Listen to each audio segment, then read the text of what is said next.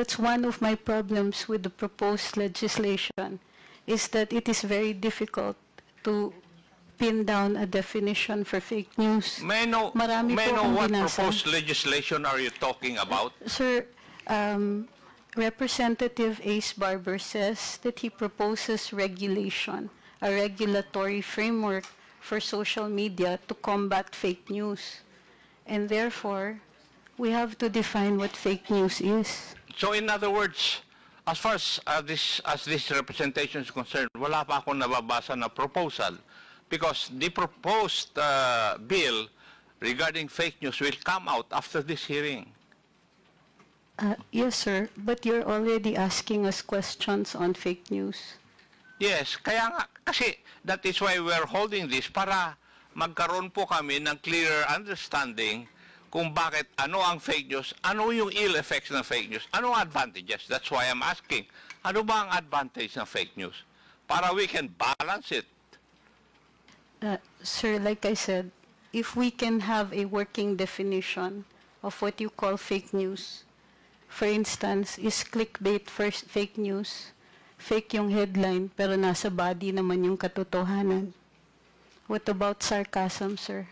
Kasama po ba siya sa fake news? Paano kung jokes? Fake news din po ba yun? Gusto ko lang malaman para alam ko kung paparusahan niyo po kami, alam namin kung ano yung ginawa naming mali. Wala pang mali kasi wala pa kayong pina-violate na except yung cybercrime law. Di po ba? Opo. And the other criminal laws which are controlling insofar as this issue is concerned. Di po ba? Andiyan na rin po ako, pero para naiintindihan ko po na ito ay inquiry in aid of legislation. At pinuntirya na po ng mga kinatawan dito na may problema tayo sa fake news dahil nakakapanira. Pero sir, we're pointing out a wrong, but we don't know yet how we're going to define the wrong. And it is a basic tenet sa atin sa Ligang Batas na bahagi po ng bago maggawa ng regulasyon ay may notice tayo kung ano yung masama.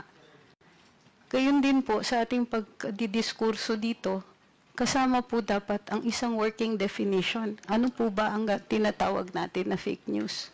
Baka kailangan din po ng diskurso doon. When we come up with the proposed bill, there will be a definition of terms.